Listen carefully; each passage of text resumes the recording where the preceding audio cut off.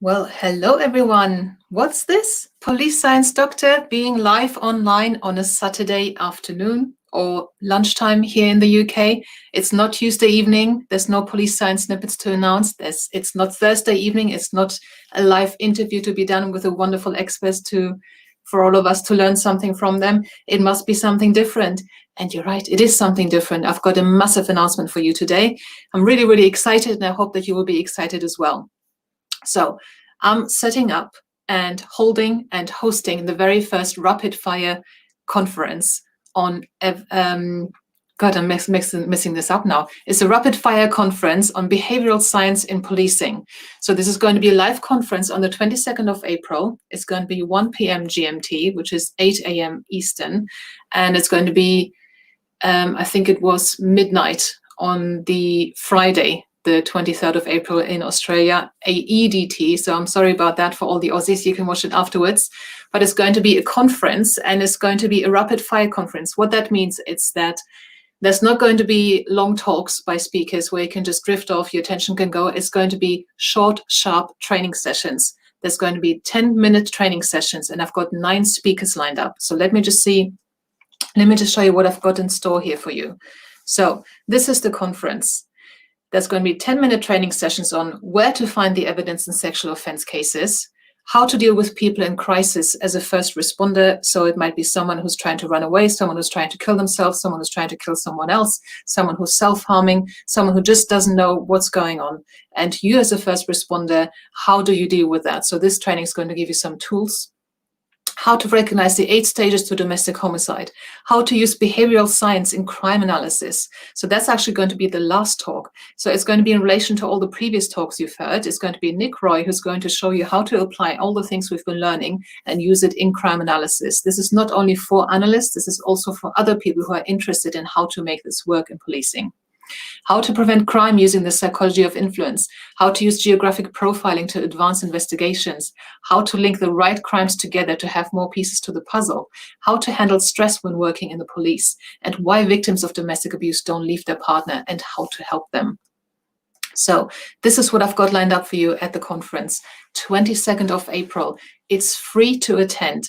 Now, if you think that there's anything there that could be useful to you or anyone else you know, please share the link. Okay, it's a free conference. There's nothing to lose. And it's going to be the main website, so www.policesciencedoctor.com and just RFC. R for Romeo, F for Foxtrot, C for conference, or rapid fire conference. So policesciencedoctor.com/rapid fire conference. Register your free place, okay? And it's going to be about 2 hours. So it's going to be me. I'm going to introduce all the talks, all the sessions. We're going to have the session, and I'm going to discuss it a little bit with you, put it into context, and then going to announce the next session. So this is an first time I'm doing this, and I'm really excited because let me show you whom I've got lined up for you.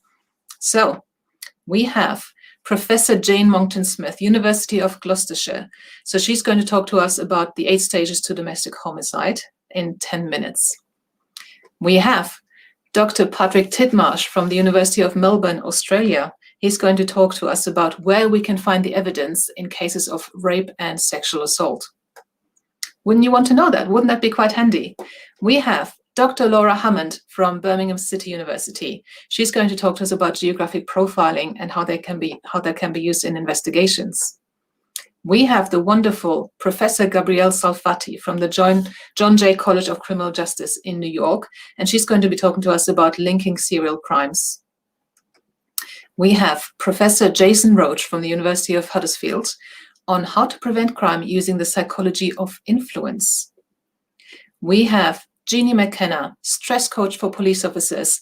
I actually interviewed her live 2 days ago. It was amazing. I mean, her story is amazing. Everything she's learned from it and what she's willing to share with fellow officers and people who are in situations where they need support is amazing. Then we've got Alison Eaton. Now, she used to be a detective chief inspector for the police. She's got a great policing career behind her, and she became gender-based violence expert. So she's delivering a lot of training on issues like sexual violence and domestic abuse. And she's going to try and help us understand why victims don't leave their abusive partners. So for an outsider, it's always, it can be very confusing. Why doesn't she just leave? Why don't they just leave? But there are reasons, and she's going to help us explain why that is, and she's going to give us some tools on how we can help people even if they don't want to leave their partner. Then, hang on, let me get to this guy first. We've got Dave Neeshaw. So he's from Better Minds, and he's going to equip police officers, first responders, with tools to help people in crisis. And then to bring it all together, we have Nick Roy, the very host of the Neuroknowledge podcast, who's going to help us then apply all of what we've just learned to analysis and how we can use it in policing. So especially those who are a little bit more techie, more data-driven, you don't need to be an analyst to make use of that. It's going to be applicable to everyone, but these are the people I've got for you. So remember, Thursday, the 22nd of April, it's free. And I want you to bring as many colleagues as possible. It's really relevant to you, and it's going to be relevant to many other people. I've got a company. How are we talking about police on stream when there are like 30 people streaming CP right now? Okay, not quite sure what that means. But